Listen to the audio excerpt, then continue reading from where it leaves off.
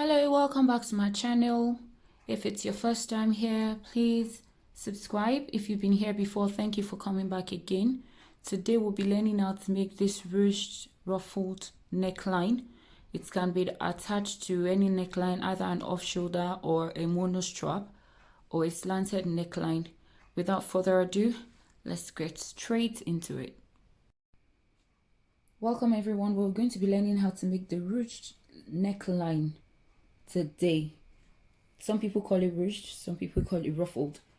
And what I need first of all is to get a fabric, a large fabric. This fabric measures 44 inches by 44 inches. Next up, I'll fold my fabric in half and then I'll fold it again into half.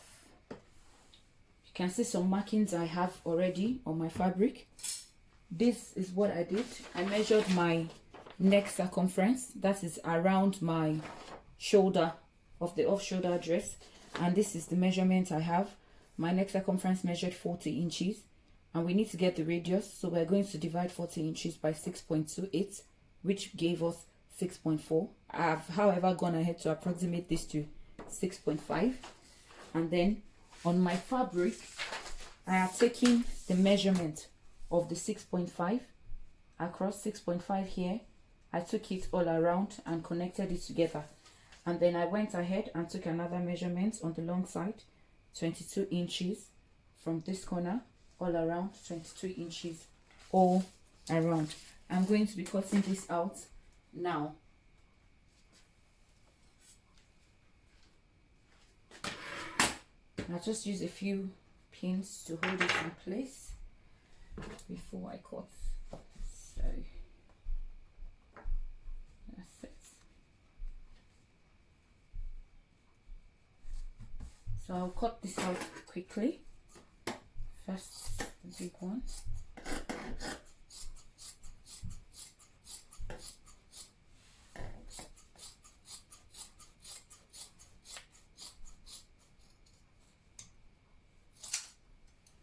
I'll also go ahead to cut out the radius. This is what I have. Next up, I want to notch this edge and notch this other edge as well. I'll do the same for the lower part, notch and notch the other edge as well. Now I'm going to be opening it up and cutting open one of the sides, which is going to be on the zipper allowance at the back. So I'll cut this out, taking out my pins. Next up, we have a large circle. It's a large full circle. Next up, what I want to do is take this end and match it up to this other end. That is the open part, the part I cut out. Do the same for the second side. I'll match it up and then I'm going to just stitch a straight line here and here.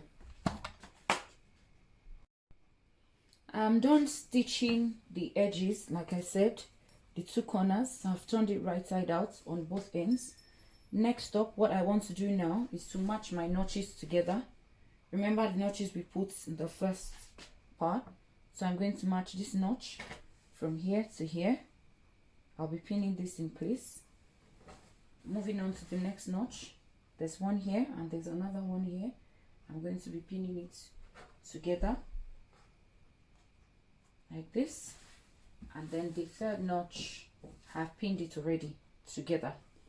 So the trick we want to pull now is to gather this large side of the circle to fit into this small side, which means that I'm going to be pleating it like this. The entire ruffle, I'm going to be pleating it, this big portion, I'm going to be pleating it on the small side of the circle, and it's going to look something like this. And I'm going to do the same for the entire three parts. Here's the outcome. After stitching the big side of the circle on the small side, this is the front and this is what the back looks like. You can see that there are no gathers on the back. So now, to create the ruched effect, what you need to do is to pick it randomly like this at different spots and tack it down with your needle and thread. You tack it down at different spots randomly across the entire length.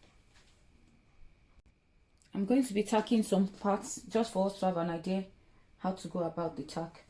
So this is the back.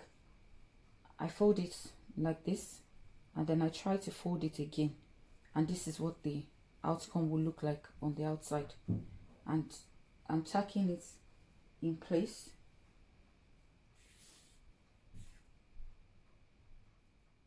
Can do it a couple of times. Tack it in place. Then you can tie a knot.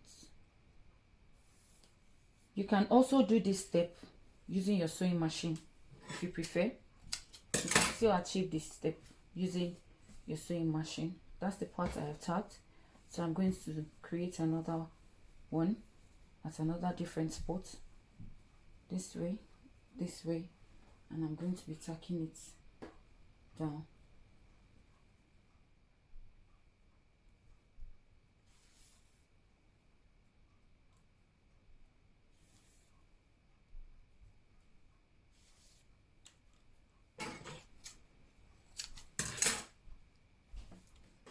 That's the second one, and this is what it's looking like already. I'll run the third one and then I'll finish the rest off camera. It's the third one like this.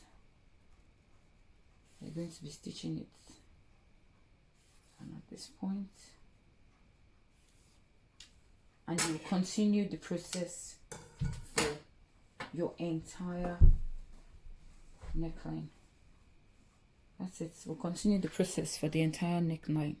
Here's the finished result, and this is it as a off shoulder or as an off shoulder neckline, but you can also use it on a monostrap neckline, and then it will look something like this on your neckline. Thank you for watching.